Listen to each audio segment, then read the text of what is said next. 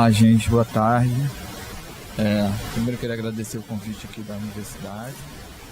Eu estou com 2 parceiros nessa mesa, com o Fabrício, um monitor do WhatsApp, que a gente usa muito na lupa. E eu estou aqui com a Mônica, onde a gente tem o 30 Party Fact Checking Project, que significa que nós somos clientes do Facebook. Parece, o Facebook é nosso cliente e a gente faz checagem para eles, né? Depois eu vou explicar um pouquinho como é que funciona isso. Enfim, é uma honra estar aqui.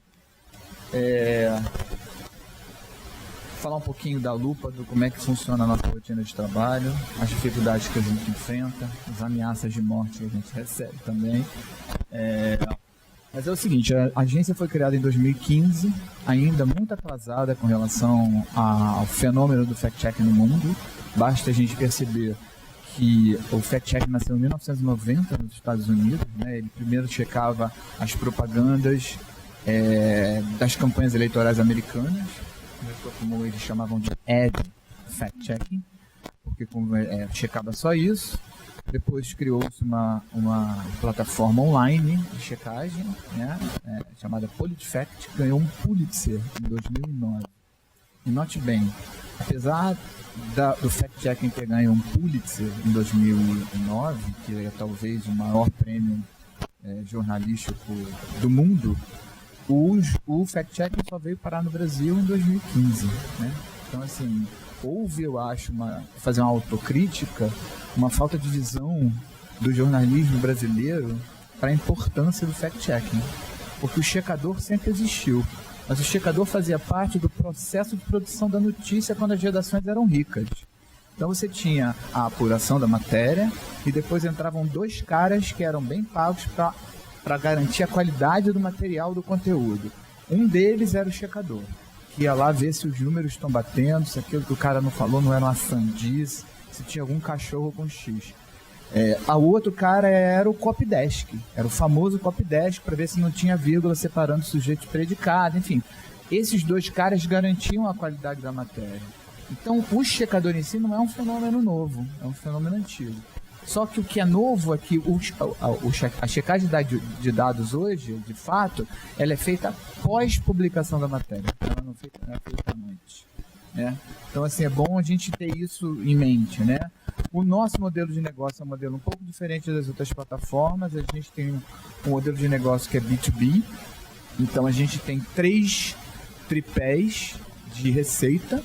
Ainda não somos lucrativos, mas se Deus quiser, até o fim de ano, ali, inclusive eu tô nessa merda para fazer dinheiro, mas enfim, até o fim, desculpa o palavrão, mas assim, até o fim do ano eu espero entrar no lucro. Mas a ideia é o seguinte, a gente está formatando outros produtos, a gente está formatando outras parcerias aqui, o Fabrício vai me ajudar a ficar rico. E é o seguinte, a primeira coisa que a gente faz é entregar conteúdo checado para mídia, para grande mídia. Aí a gente tem como principais clientes, como vocês podem ver, o UOL, Folha, Piauí, a revista Yahoo, Época, e agora a gente fechou o primeiro contrato com uma televisão, que é com a Band TV. A gente vai entregar conteúdo checado para eles fazerem nos telejornais dele. E esse aí, então, tem esse braço, correto? Entregar conteúdo de mídia, conteúdo de checagem para mídia tradicional. Qual é a fragilidade disso? A mídia tradicional não vai exatamente bem das pernas, né?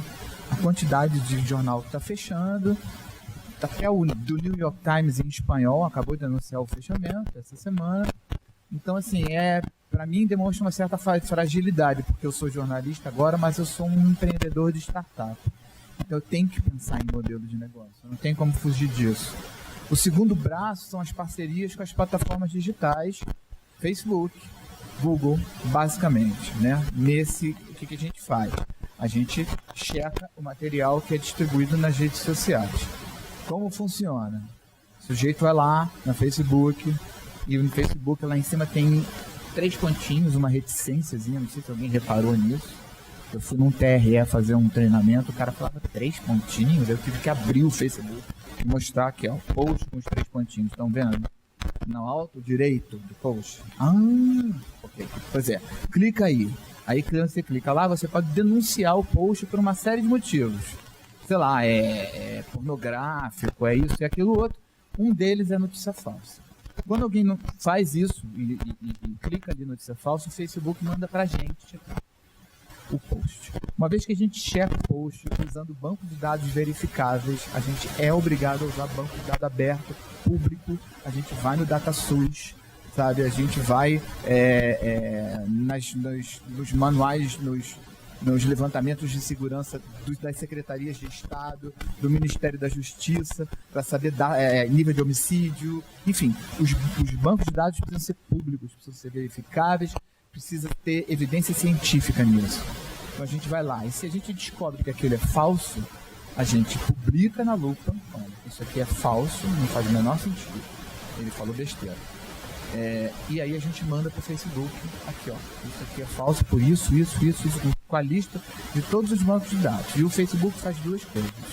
A primeira coisa é, toda vez que alguém tenta compartilhar aquele conteúdo falso, o Facebook abre um pop-up dizendo, esse conteúdo foi considerado falso pela agência Lupa, e dá o nosso link para que a pessoa possa ver, por A mais B, porque aquilo é falso. Isso não é uma opinião minha.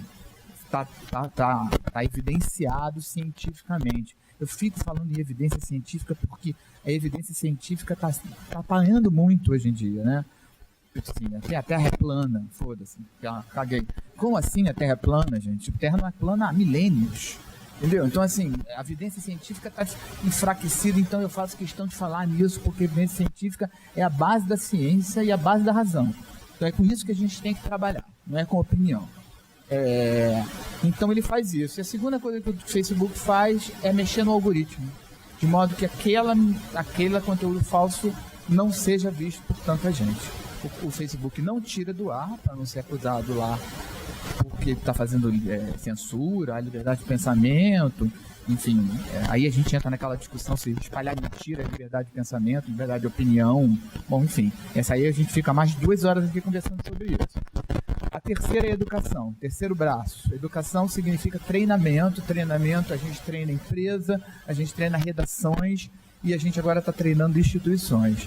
A gente começou esse mês no TRE de Rondônia, no TRE de Amazonas e no TRE do Pará, o treinamento de todos os TREs em uso de ferramenta básica de checagem de dados para as eleições de 2020.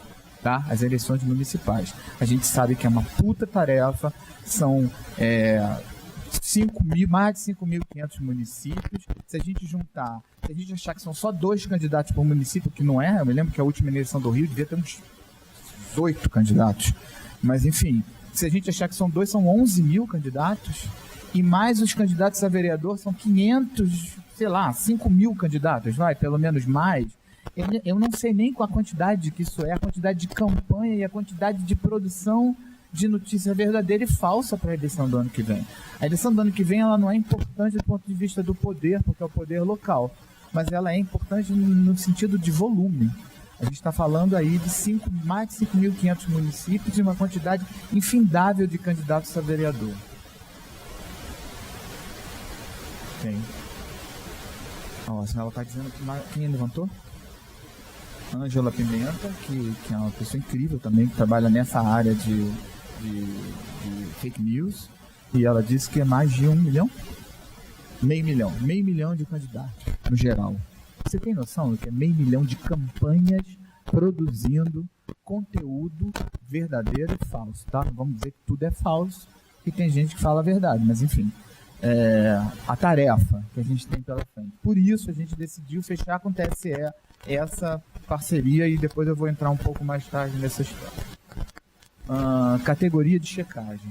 O que a gente faz lá? 3 coisas.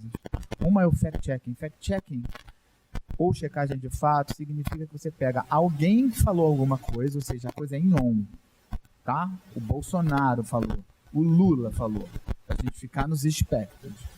E aí você checa aquilo que ele falou. No caso do Lula, por exemplo, no meu governo a Previdência era superavitária. É falso. O que era superavitário era o sistema de seguridade social. A Previdência era deficitária como sempre foi. Então, assim, isso é uma coisa. Então, assim, você vai checar o que uma pessoa diz, tá? A outra coisa se chama debunking. Debunking é aquilo que todo mundo conhece, que não tem fonte, vem do nada, aparece no teu WhatsApp e tá escrito lá, não come banana vermelha porque ela foi inoculada com vírus HIV. Quem disse essa porra? Ninguém sabe. Então, assim, e esse tipo de coisa você tem que correr atrás com o Ministério da Saúde, biólogo, enfim, gente que possa te dar alguma fonte oficial que diga que aquilo ali não faz o menor sentido, até porque todo mundo sabe que o HIV não sobrevive fora do corpo humano. Então, assim, bom, todo mundo sabe, menos a tia do WhatsApp, que passa isso para todo mundo, que vai que é verdade. Vai que é verdade, gente. Eu nem sei, tinha que ter um uísque aqui.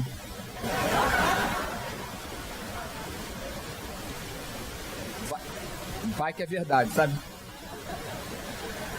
Eu não aguento vai que é verdade.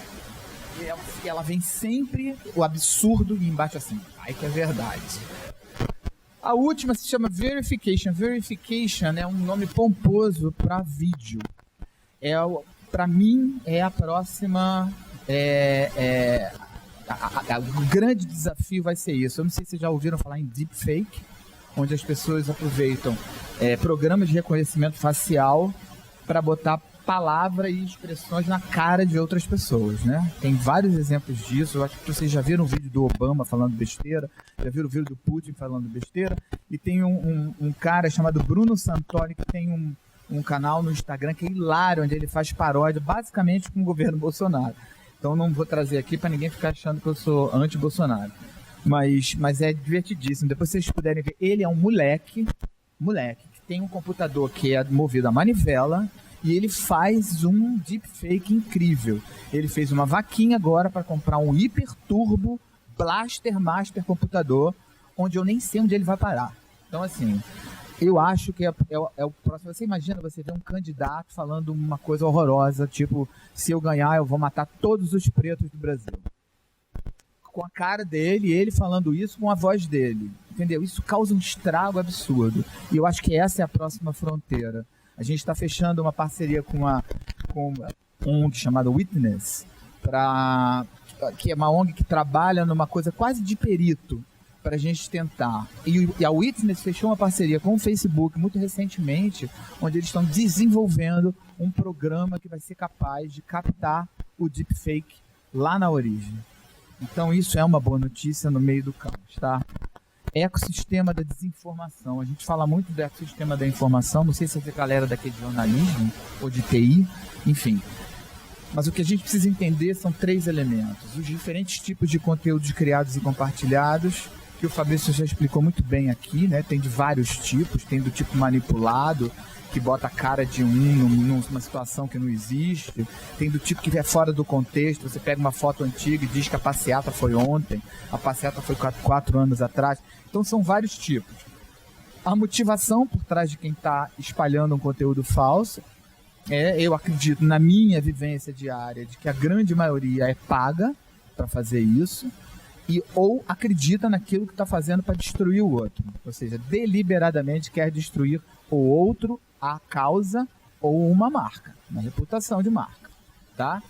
E os outros 30%, não, 40%, 30% tudo, 20%, é a tia do WhatsApp, que é aquele sujeito que, sujeito ou sujeita, que a gente vive numa época muito instável, gente. A gente está com nossos empregos no jogo, sendo substituídos por robôs, a gente está numa crise econômica tremenda, a gente está numa era violenta, a gente está vendo discursos de ódio sendo falados como se fossem as coisas mais naturais do mundo. Então, assim, carregando todo o espectro político por uma área de extrema-direita raivosa, rancorosa, anti-intelectual. Isso tudo deixa todo mundo muito inseguro. E a insegurança, ela se alimenta de dois sentimentos, a raiva e o medo. A raiva e o medo são os maiores produtores de fake news que existem. Então, se você ficar com raiva de alguém, quer derrubar alguém, a chance de você botar lá que ela é vagabunda, mesmo sabendo que ela não é enorme. Entendeu? Então, assim, a gente precisa estar atento a respirar 2 vezes antes de fazer uma coisa como essa. E a forma como esses conteúdos são disseminados, que o Fabrício também falou aqui pra cacete, eu não vou repetir isso. A gente obedece a um código de ética de uma entidade chamada International Fact-Checking Network, para onde a Cristina Tardágala, que é a fundadora da Lupa, agora é diretora. Então ela foi para lá e eu entrei no lugar dela. Essa entidade, ela monitora todas as empresas de fact-checking do mundo. E aqui no Brasil a gente é aos fatos. A gente é obrigado a proceder com uma série de práticas, digamos assim. E somos auditados por jornalistas no Brasil, escolhidos por eles e são independentes, tá? Transparência na metodologia de trabalho, fontes de informação clara, a coisa verificável que eu falei, transparência na forma de financiamento, no nosso caso, o dinheiro que a gente consegue por nós mesmos, política de correção pública. Alguém aqui sabe como é que o Estado de Minas corrige uma informação errada? Existe um manual dizendo, quando a gente faz uma cagada e publica uma coisa errada, quais são as coisas que a gente tem que fazer? Ninguém sabe.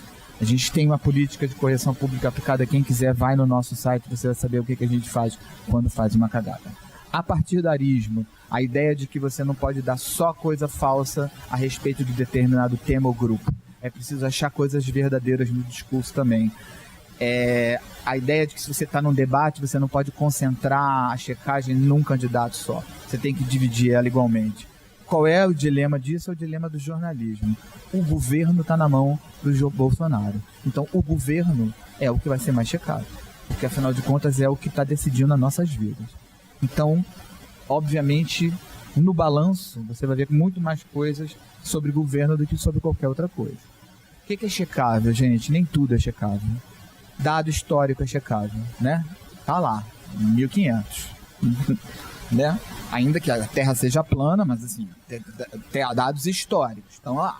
E estatística, bancos de dados, comparações ou afirmações, tipo assim, uma coisa que dá para você fazer e checar é tipo, a Argentina tem mais criança entre 10 e 14 anos matriculada no colégio do que o Brasil. Eu tenho como pegar a base do IDEB, do Ministério da Educação, e saber, junto com o IDEB argentino, e comparar. Então, comparações, ainda que não tragam números, são checáveis. E legalidade. Se alguém disser que o aborto é proibido no Brasil, eu vou tacar falso. Porque o aborto é permitido em 3 situações, né? Risco de vida da mulher, anencefalia e estupro. Então, se alguém disser que é proibido, eu vou dizer que é falso. Então, legalidades também são checáveis. O que não é checável? Opinião. Amigo, é que nem cada um tem o seu, né? Então, assim, ela é feia. Paciência. Vou provar como que ela não é feia ou que ele não é feio. Conceitos amplos. Um conceito amplo clássico que não dá para checar é o seguinte: vivemos a pior crise da história do Brasil. Vivemos a crise sob que ponto de vista exatamente? É o quê? Desemprego? Produção industrial? Crescimento do PIB? Índice de Gini? IDH? O que você está levando em consideração? Né? Casas com saneamento básico? Nível de desemprego? Emprego com carteira assinada? Eu não sei. Você precisa ter um parâmetro para me dizer o que você considera como a pior crise na história da humanidade. Primeiro porque eu não consigo, desde Cabral, saber qual é a pior crise que a gente teve até agora. Mas, assim, a gente tem séries históricas. E eu preciso saber exatamente do que você está falando. Conceito amplo não adianta. E futuro, gente, eu não tenho como checar se a gente vai terminar o ano com a inflação de 0,8 ou 2,3 ou em recessão de -1. Por quê? Porque eu me lembro, na época... Quando é que foi a greve dos caminhoneiros? 2018? 2017. 2018, todo mundo achava que ia arrebentar a boca do balão, o PIB, porque o Temer estava botando o caminho no lugar certo. Aí veio a greve dos caminhoneiros e derrubou o PIB no ano. Não sei se vocês se lembram disso. Ninguém contava com a greve dos caminhoneiros. Então, não dá para você checar futuro, porque você não tem banco de dados. Não tem banco de dados de futuro. Eu posso, quando chegar no futuro, ver se aquilo que foi prometido no passado se concretizou. Aí eu checo. Mas o futuro eu não tenho como checar. Não tem bola de cristal. Ferramentas do dia a dia, a gente já falou um pouquinho. Eu falei do claim check, que é essa história do Facebook.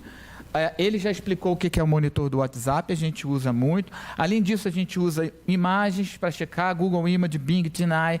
A gente tem uma ferramenta, se vocês tiverem interesse na Universidade Federal, pode contratar a gente para fazer uma ferramenta aqui, uma aula de checagem de dado, é baratinho, não vai quebrar ninguém. As etiquetas da lupa: falso, verdadeiro, exagerado, subestimado, verdadeiro mais, né? A informação está correta, mas você acha que tem mais explicação a ser dada, contraditório, ainda é cedo para dizer. Nós entregamos 400 casas no fim do mandato, só que o fim do mandato é em dezembro, e por hora foram 380. Mas dá para construir 20 casas até o fim do governo? Dá, mas ainda é cedo. Vai construir? Lá no fim do governo eu posso dizer que construiu. Então, assim, essas são as etiquetas da lupa e tal. Dicas para você não fazer a tia do WhatsApp, a louca. Leia além da manchete, tá? O título da notícia reflete o que está no corpo do texto. Muito comum você ter um título que não tem nada a ver com o que está escrito no texto. Porque o que o título é? O título é caça-clique. Então, assim, olhe fulana e veja o estado lamentável que ela está agora. Aí a matéria é sobre pessoas que envelheceram bem e mal. Olhe para fulana, entendeu? É bom saber se o título reflete o texto. E em situação de pânico, pense 2 vezes. Eu falei da raiva, eu falei do medo. Então, momentos de tensão são propícios à proliferação de notícia falsa. Receber uma notícia inédita, exclusiva, urgente, passe para todo mundo. Tem sempre uma dessas assim. Repita até cansar o seu dedo. Mande para todos os seus grupos. O que você faz com aquilo ali? Obviamente, se alguém chega para você e diz assim: olha, Bolsonaro é um travesti. Aí você fala: caraca, eu nunca nem reparei isso. Aliás, tudo indica o contrário, né, inclusive. É muito difícil que uma notícia como essa... Porque, assim, furos existem, né? Um veículo pode dar primeiro. Mas quando a notícia é bombástica, os outros correm atrás. Então, se você vê uma notícia bombástica dada por um veículo, especialmente se for um site do tipo tococrupegandofogO.com.br, você fala: Toco Cru pegando fogo, que site é esse? Entendeu? Então, assim, checa se o G1 está dando isso. Dá uma olhada na Folha de São Paulo, no UOL, vê se alguns sites que são tradicionais sites de jornalismo, que podem até ter seus vieses, mas, assim, de um modo geral, fazem jornalismo com uma certa técnica, vê se eles estão reproduzindo a mesma coisa. Se você não achou em nenhum lugar além de tococrupegandofogO.com.br, não passa adiante, gente. A chance disso ser falso é enorme. Fotos podem ser adulteradas, aquela coisa de estar com o cartazinho está falando uma coisa, na original o cartaz falava outra coisa diferente. Cartaz é super fácil de manipular. Assim como é fácil de botar a cara do esfaqueador do Bolsonaro na passeata do PT. Nem todo áudio é verdadeiro. Preste atenção também. Tem gente que imita bem a beça a voz dos outros. Marcela Diné é um fenômeno. Se você não ouvir, não vê o Marcelo Diné falando e ele estiver imitando alguém, você acha que é a pessoa que está falando. Então, evite corrente de gravação. Tá? Verifica a data da informação. Esse é assim, tipo B, é você aprender a escrever. Se A, E, I, O, U.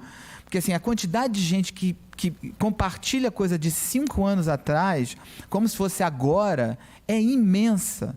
Então, assim, é simples, é só olhar a data da postagem, que nem sempre é a data do acontecimento. Às vezes a postagem é depois do acontecimento. Quer dizer, geralmente é depois do acontecimento, mas às vezes é muito depois do acontecimento. Então, a postagem já é antiga com relação ao fato. Se você pega uma postagem que já é antiga com relação ao fato, mas que foi postada 5 anos atrás, aí, meu amigo, tu pirou na batata. Duvide do URL estranha. Esse aqui é o tococrupegandofogO.com.br. Você já visitou Tococru? Dá uma olhada lá. Vê qual é o tipo de matéria que o sujeito dá, entendeu? Antes de você dividir. E cheque a autoria. Existe autoria? Alguém assina aquilo ali? Ou é assim, da redação? Da redação também é ótimo para não ser de ninguém. Entendeu?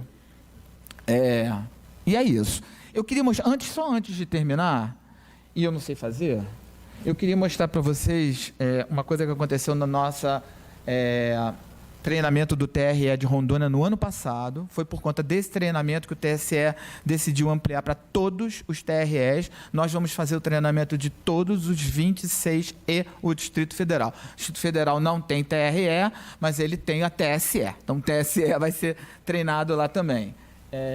Cadê a Help Desk Girl? Não tinha uma Help Desk Girl? Ah, não? Tá. Aperta isso aqui. Esse treco aí. Não, isso, o navegador. Aí. Ó, e aperta isso aí. Olha isso. O som tá indo? Não. Tudo. Aí deu. O negócio é o seguinte. Amanhã o PT vai fazer de tudo para ganhar nas urnas. Entendeu? Já que ele vai ganhar nos votos, vamos fraudar as urnas. Vamos fazer uma coisa para não fraudar, para fraudar também. Vamos levar uma cola 1000. Chega lá, já a primeira pessoa já cola a tecla 3, pronto, acabou. Quem for votar no PT vai apertar o 3, vai estar colado, não vai descer. Então é desse jeito que a gente tem que jogar também. Já que eles querem fraudar, vamos fraudar também. Vamos colar a tecla 3. Todas as urnas, quem for votar primeiro, já faz seu trabalhozinho, vai lá, já cola bem coladinho lá, ó. Quero ver aquela porra descer, eu quero ver. O PT já está fazendo o sistema por dentro, bora fazer por fora esse negócio. Então quem for votar, leva uma cola, chega lá, cola a tecla 3, quero ver descer essa porra. O voto não vai contar não. Já que as urnas já estão tudo fraudadas, vamos fraudar também, vamos jogar no mesmo jogo dele para ver se fica embalado. Por causa que por dentro a gente não consegue, vamos fraudar por fora. Então o negócio é o seguinte, vamos colar a tecla 3. Amanhã só é nós, dia 28, Bolsonaro 17. Pois é, isso aconteceu ano passado. O PT também faz isso, tá? Não, isso não é uma exclusividade de bolsonarista, não. Não se iludam. E agora, fecha aqui, fechar a guia atual, fecha tudo. A delícia. Adoro quando o computador não é meu. Agora, eu não sei onde é que a menina guardou. Tá nessa pastinha aqui? Ok. Fake news e eleições. Essa aqui foi a palestra que eu fiz para eles lá, mostrando o caso para o TSE, mostrando o caso do México.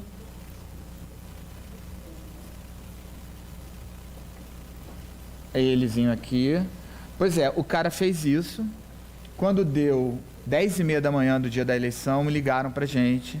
Era o presidente do TRE de Rondônia, pedindo para a gente se a gente conseguia falar com os técnicos, porque eles queriam entender melhor como é que funcionava a geolocalização no TweetDeck, que é uma ferramenta incrível do Twitter. Então, no TweetDeck você consegue selecionar por lugar e você seleciona 20 quilômetros de raio da onde você está até 200 quilômetros de raio da onde você está. E ele te dá exatamente de onde saiu o tweet. Então, eles chamaram a Polícia Federal, localizaram a origem do tweet, e o que aconteceu foi que chilindró. Entendeu? Então, assim, por isso que eu falo, eu estava comentando com eles, a gente está fazendo treinamento para vocês, não é para vocês checarem fake news, é para vocês protegerem a integridade do processo eleitoral. Porque o processo eleitoral é um pilar democrático. Se a gente deixa contaminar o processo eleitoral com fake news, a gente está contaminando um dos maiores pilares democráticos, que é o nosso sistema de votação. Então, assim, eu não estou ensinando o TRE a cuidar do candidato X ou do candidato Y. Eu estou ensinando o TRE a cuidar do próprio sistema eleitoral. Por exemplo, é muito comum, em dia de eleição, o sujeito chegar e botar um vídeo assim, olha aqui essa urna toda podre numa garagem. Olha aqui a urna, essa aqui é Copacabana. 8ª zona eleitoral de Copacabana, olha o estado dessa urna. Então, o que é a orientação que a gente faz? Contra-informação. Pega o mesário, o chefe da mesa, qualquer aspone que esteja trabalhando lá naquela zona eleitoral, pede a ele para fazer um vídeo e fala assim, olha, meu nome é Gilberto Scofield Júnior, eu sou presidente mesário aqui de Copacabana da zona eleitoral XYZ, está circulando um vídeo que mostra a urna eletrônica numa garagem podre. E eu quero mostrar para vocês aqui como está a situação da zona eleitoral de Copacabana. Olha, a gente está no Colégio Municipal José das Couve, e aí mostra, para mostrar que não é na garagem, é aqui que está a zona eleitoral. Nós temos 8 urnas eletrônicas e eu vou mostrar para vocês a situação de todas as nossas urnas eletrônicas. E vai fazendo o filme. E esse filme é imediatamente mandado para o TRE do Rio de Janeiro, que imediatamente aciona o TSE, que distribui por redes sociais durante o país inteiro, no país inteiro, por todas as suas redes e para a mídia. A mídia adora isso também. Um filmeco desse com a negativa do TSE. Isso é contra-informação. É como a gente consegue brigar na trincheira. Por outro lado, eu acho que, para terminar, a gente só consegue combater fake news com educação. Eu acho muito complicado criar uma legislação que criminalize o compartilhamento de fake news, porque eu não sei quem compartilha fake news, porque ela quer atrapalhar o processo eleitoral da tia do WhatsApp. Ou vou prender a tia do WhatsApp, porque ela acredita piamente que alguém botou uma injeção de HIV na banana. Entendeu? É difícil você... Como você vai fazer isso? Quem é o juiz que vai decidir se a tia do WhatsApp é criminosa? Então, assim, a melhor maneira de você fazer isso é educar. É o que a gente chama de media literacy. É ensinar as pessoas a terem pensamento crítico, a encontrar o conteúdo e pensar sobre ele. Isso aqui é verdade, isso não é verdade. Isso vale a pena levar adiante um assunto como esse? Então, a gente tem esse desafio adiante e a Lupa é super parceira para isso. Aí, Fabrício, tamo junto. Obrigado, gente.